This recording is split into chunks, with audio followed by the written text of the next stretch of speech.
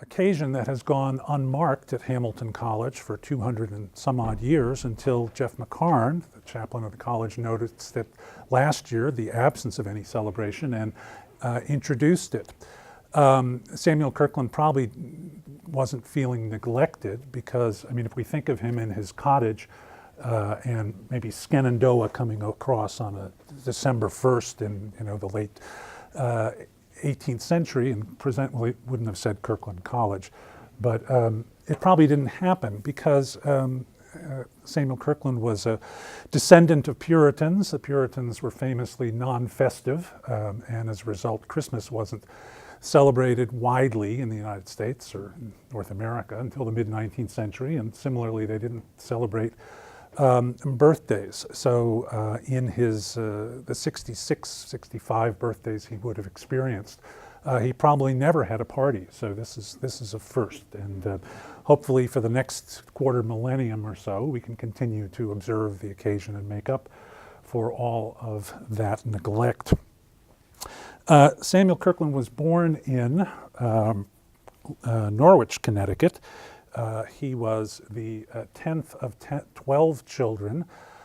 His father was a minister, Presbyterian minister, who had attended Yale College, which would have marked him for the elite, but there was something wrong with Dad, and he was dismissed from his parish, first in Norwich, Connecticut, and later in Groton, Connecticut, and the family had to subsist on a small farm, all 12 siblings and their parents. And so I imagine the young Samuel Kirkland was growing up with a sense of a burden to overcome and perhaps not many prospects. He might have found some comfort in the writings of John Bunyan, the nonconformist political prisoner, actually, in England in the 17th century when he was imprisoned for not being a believer in the Church of England, and he had been a fighter in the Parliamentary Army in the English Civil War.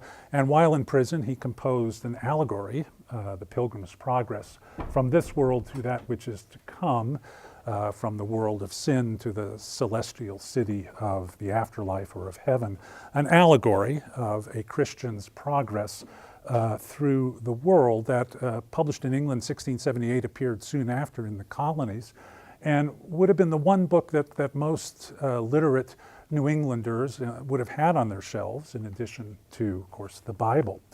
And I was looking through and picking out a couple of passages that seemed apropos and might have influenced young Samuel Kirkland. One of them having to do with a hill, and here we are on a hill. This hill, though high, I covet to ascend. The difficulty will not me offend, for I perceive the way to life lies here. Come, pluck up heart, let's neither faint nor fear. Better, though difficult, the right way to go, than wrong, though easy, where the end is woe. So the life of righteousness beckoned to him. And then another observation from really an aside in the book by Bunyan. It's always hard to see the purpose in wilderness wanderings until after they are over. And certainly Kirkland had his wilderness wanderings, and for most of his life they defined who he was. And this is the wilderness that he wandered. Kirkland was given a new path in life by Eleazar Wheelock, who ran a school for Indians, a missionary school in Lebanon, Connecticut, not far from Kirkland's hometown of Norwich, another small farming community. And the Protestant missionaries, those who wanted to convert the Indians, were not as bold as their French-Canadian Jesuit counterparts, who wandered all through upstate New York and much further.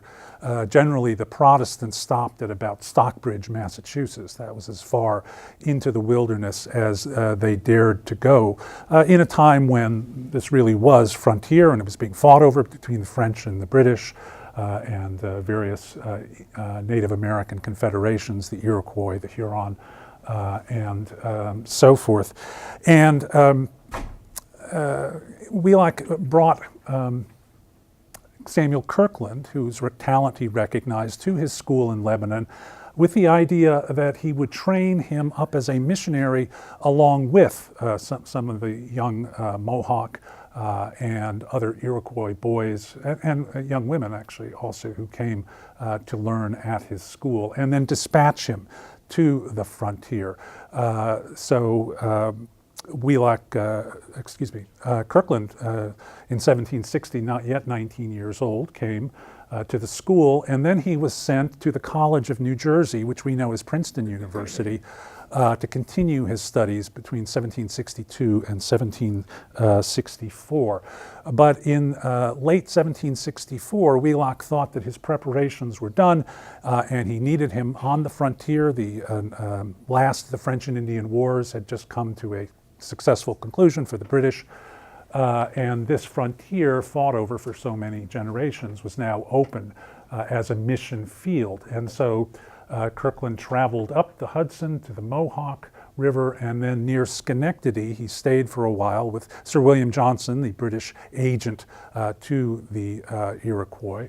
And in the winter of 1765, he was dispatched with a letter from Sir William Johnson 200 miles to the westward, across the lands of the Mohawk, the Oneida, all the way to the westernmost of the Six Nations making up the Iroquois Confederation, the Seneca, near present-day Geneseo, New York. And he was to establish a mission to the Seneca. The problem was the Seneca didn't want him there. Their crops had failed in the fall. They were hungry. It was another mouth to feed. They didn't especially want to become Protestants. And for all those reasons, they gave him a cold shoulder. And he spent much of the winter supping on delicacies like acorns fried in bear grease and squirrel soup. He returned in April for some R&R back to Sir William Johnson's house on the Mohawk. And when Sir William Johnson saw him, he said, "Good God, Mr. Kirkland, you look like a whipping post," because he was by that point so slender. Eleazar Wheelock had mentioned, would later be the founder of Dartmouth College, treated this as a great success and wrote to his English patrons and patronesses how much that Kirkland had achieved, but Kirkland knew better. He did return to the Seneca for another 6 months or so, during which he he learned the Seneca language, he compiled a dictionary. He wanted to be able to preach to the Seneca in their own language, but eventually gave up, and instead decided to make his mission over here, where we presently are, in the territory of the Oneidas, who were more welcoming to him, and he also had closer access to Stockbridge and to Fort Stanwix and to other outposts of European civilization in the region. In his new mission, he became particularly close to Chief Shenandoah, who is buried beside him. He once again learned the language, compiled a dictionary, translated Christian writings into Oneida, and within a few years he was delivering sermons 2 or 3 hours length on Sundays in the Oneida language. He had a facility for language, and he was educating the Oneida both in Christian doctrine but also in what he regarded as a superior European Christian civilization. And so the main Oneida village took on some of the trappings of a small New England town: a church with a steeple, a grist mill, a sawmill, and houses built out of planks, replacing the Iroquois longhouses. During the Revolution, he was up on a vital frontier. He was a patriot, given his New England background, not surprising.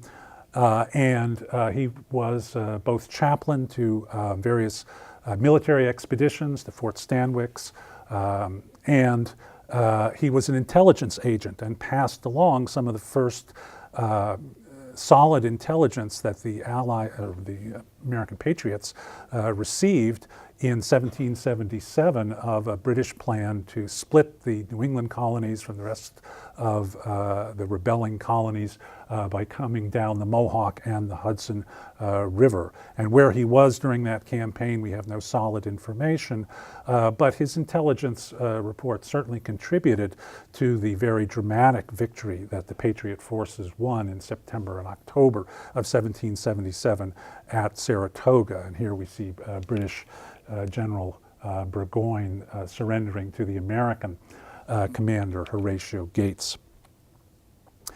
After the war, Kirkland devised his plan of education for the Indians, which varied from Eleazar Wheelock's in a significant way in that he wasn't going to bring Native American students away from their culture, but rather bring a school to them, which meant at the same time, because this region that we find ourselves in was rapidly filling up with white settlers, that this would be an experiment in an interracial education. And he believed that the races were not distinguished by superiority and inferiority inbred, but rather only education separated them. And he wanted to bring, again, what he saw the values of Western European Christian education to Native Americans. This guy photobombed that picture. I don't know, I couldn't, but imagine Kirkland Cottage without him there. By 1792, Kirkland had settled at the base of College Hill Road in that structure, later moved to the campus. And settlers, mainly from New England, many of them Revolutionary War veterans, were pouring into the region. By 1810, in Oneida and Madison counties alone, there were something like 50,000 white settlers. The entire Iroquois Confederation at the time of the Revolution consisted of 10,000 individuals, all told. So it's really a flood of white settlers into this area.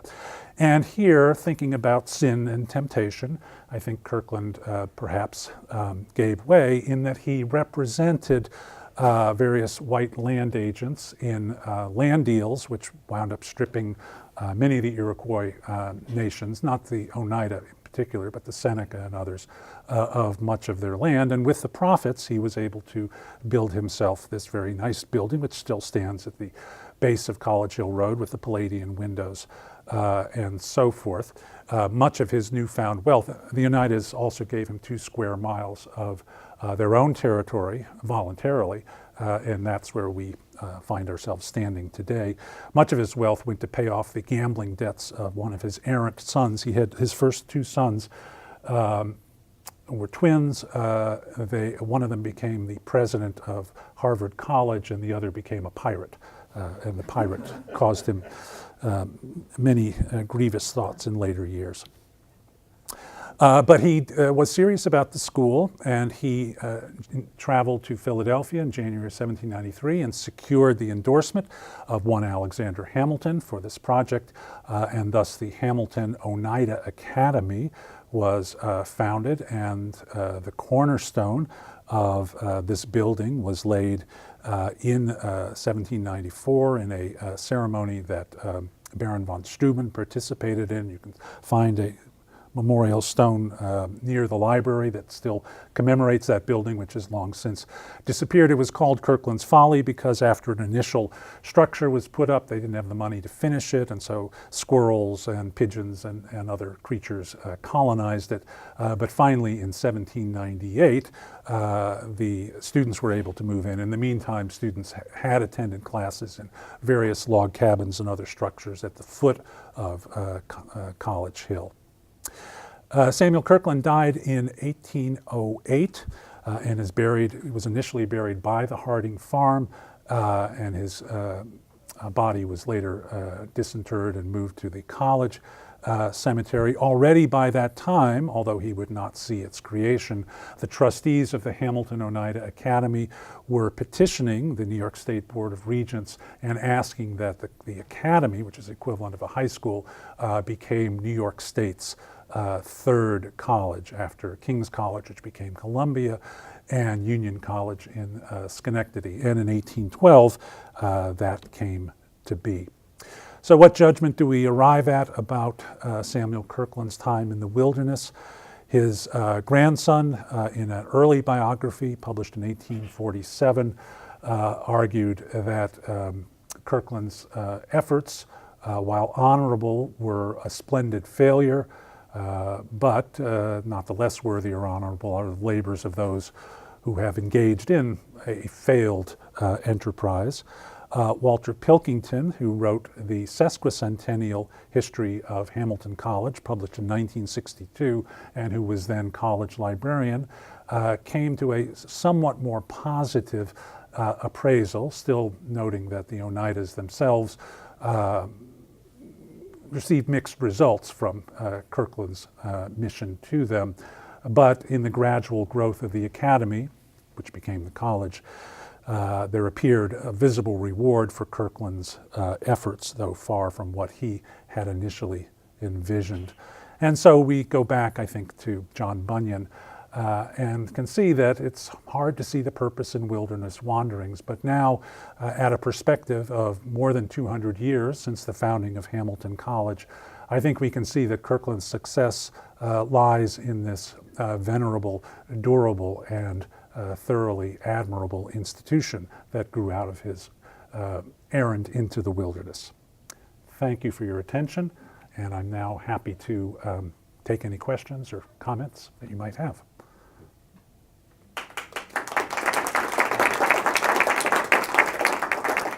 That was only 15 minutes. Usually I can only barely clear my throat in 15 minutes, but I'm told that a TED Talk, or in this case an Alex Talk, that's the pattern, so I tried to stick to it. Where did the academy stand on the campus? It doesn't. Well, do you know the approximate location of where it stood? yes. Again, if you go to the library and a little south of the library, you'll find the cornerstone, or a memorial marking where the cornerstone was laid in 1794. Also, Bacchus House, which was a boarding house. Initially, most of the students did not board on campus. They boarded with families in the village, or they lived with their own families in the village.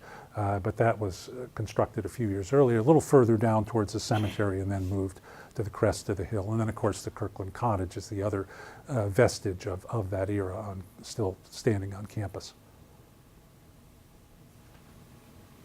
So did Kirkland try to get the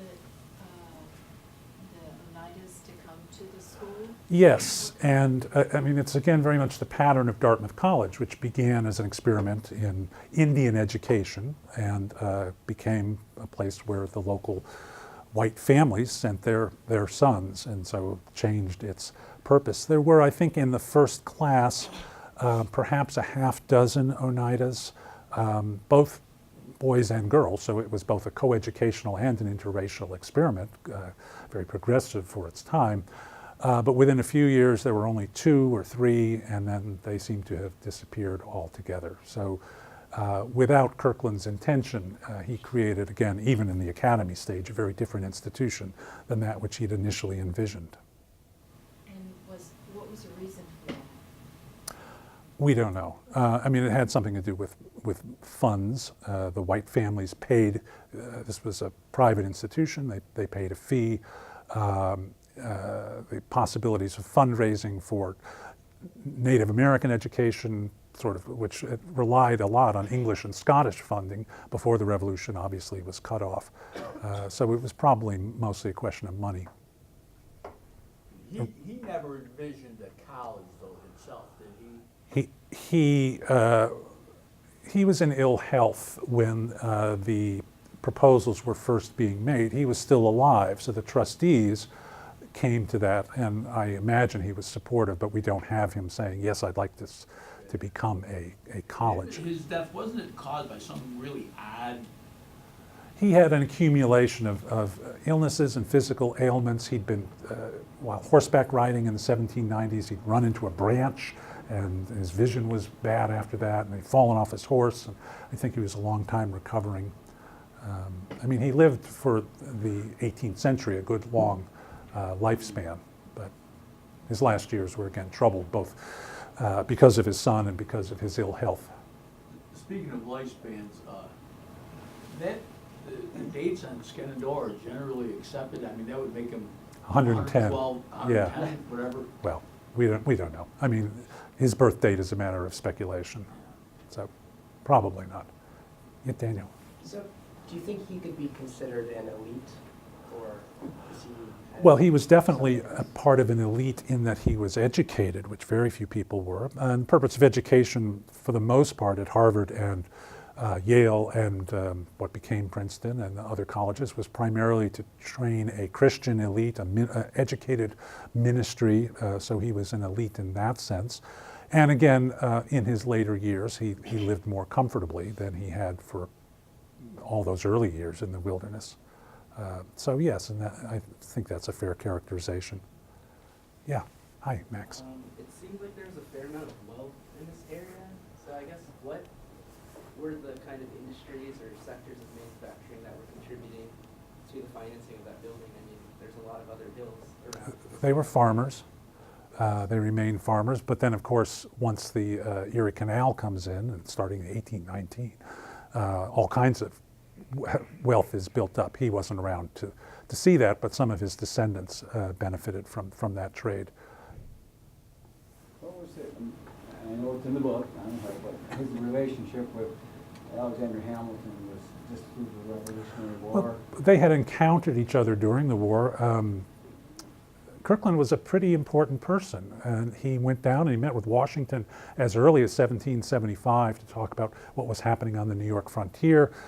He went down again to Valley Forge, met again with Washington, would have met Hamilton, and then again in 1793 he went down and met the new government, essentially met with Washington, Hamilton, Pickering, who was secretary, who was postmaster or something. So Kirkland was really a person who, if he wasn't exactly the highest elite in the country, he knew a lot of people who were elite. Hamilton, never visited, never gave any money, but it is his college. Yeah, Heather. What was his views on slavery? And was there any connection between the investors and the slave trade or slavery? I don't think so. No. Not up here. And of course, Hamilton, was for the time relatively enlightened in favor of manumission. But I don't know of it. It kind of wasn't on his radar screen. There weren't slaves this far north on the frontier. Yeah. Yeah. The relationship between Kirkland and Shenandoah always sounded pretty amiable to me. Was that Very much sort of so. their whole relationship? Did it get kind of strained as the college or the academy kind of strayed from its original mission? No, I think they drew closer. Shenandoah had become a Christian before meeting Kirkland. He wasn't converted by Kirkland, but he was very supportive of his efforts, both as an educator to eradicate the abuse of alcohol and so forth. And then famously he said, I want to be buried, I'm paraphrasing, but I'd like to be buried next to my good friend Samuel Kirkland so that when he rises to heaven I can grab onto his garments and go along with him. So it's entirely appropriate that they are side by side in the college cemetery, and both of them, I was down in the cemetery today paying my respects, have a flag and a son of the American Revolution holder for the flag, because they were both fighting in the Patriot cause during the Revolution. Yeah. Given that Kirkland and Shenandoah sort of together created the academy, don't you think in present day we sort of owe something to the Oneidas who gave their land voluntarily and who even gave Kirkland their wampum belts, which is basically a huge sign of agreement and camaraderie. So given all of this, and also given that Alexander Hamilton never set foot, right, and that Alexander Hamilton is obviously dead, yet we still have Alex talks, but we have the Oneida community who's living really close to us. But there's really no connection between Hamilton College and that community right now. No, it's absolutely, it's a shame that there aren't closer ties. And if we want to rename the college the Kirkland-Oneida College, I'd be all in favor of that. But have to bring it up with the trustees. Actually, Mike DeBragio from C&D asked me what I wanted to entitle the talk, and I said, how about if we call it, Mr. Kirkland, you deserve having a college named after you. Oh, wait. But Mike thought that was probably a little edgy. So. But Hamilton's influence did help early on. Well, Hamilton was, first of all, he was on the New York State Board of Regents, so it was politically correct to add him. It added to the college's prestige in that sense. And all of these early college presidents and faculty were New England Federalists. In fact, the first president, Azel Bacchus, was arrested in Connecticut for defaming Thomas Jefferson because he was so critical of the Jeffersonians. So it was definitely a Hamiltonian influence here. What about Kirkland descendants today? Are we aware of that? Are there any prominent ones? I should know the answer to that, but I don't. I mean, you can trace them. One of them became the mayor of Utica. We know of some of his descendants went to the college as late as the 1860s. One of them died at the Battle of Fredericksburg as an officer during the Civil War. But after that, personally, I've kind of lost track of that Kirkland strain. Jerusha's house is on Genesee Street in New Hartford. Jerusha Kirkland. Oh, Jerusha, okay. Married a guy named Joseph Lathrop, who was a Right. well-known attorney, I think, but it became a very wealthy man. That house. And that grandson was, I guess, probably their child that I quoted. That house is like almost across from the New Hartford shopping center on Genesee Street. Right. I'm aware that that was her house, but I don't know what ever happened to Lathrop while he was there. Anyway. No, it's a good question. We should trace those ancestors down and invite them next year for the birthday party. Yeah. Do we know what other people thought of this experiment in education that included women and Native Americans? Timothy Dwight, who was a later president of Yale and a famous travel writer, traveled all around New England and upstate New York, wrote about his visit here in the late 1790s and said what a fine, thriving institution it was, what a credit it was to the region, what a bright harbinger it represented for the future of the region. But I don't think he commented on it being either interracial or coeducational. If he did, I don't remember that. But it did get noticed. Yeah, Gabby. Was this education something that the Oneidas actually wanted? Was it something that they sought out? And, it seems like the traditional story of the white man going in and sort of educating the native people. So was it something that they actually sought, or was it his idea from the beginning, or at least the idea of his teachers? Yeah, I mean, there were some famous graduates of the Wheelock School who certainly, Samson Occam, Joseph Brant, who valued the education they had received, and it helped, especially in the case of Brant, who sided with the British, but probably helped with his abilities as a leader. After the Revolution, I don't know. I mean, the Oneidas had so many problems that the Reverend Kirkland School was clearly not the solution to them.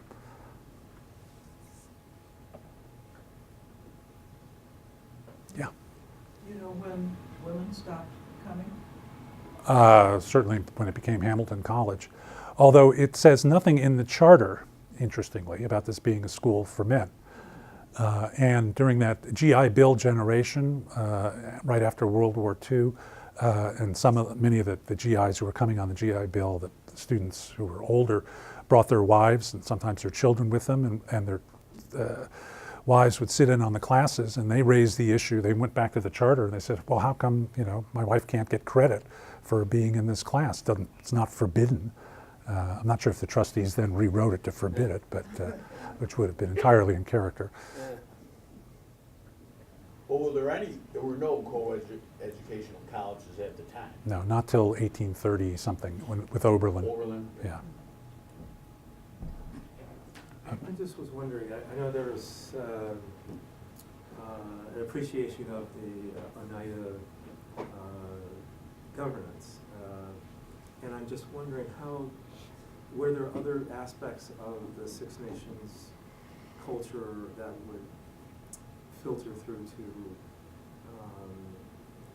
that maybe Kirkland being so familiar with it, that might filter through to the rest of the...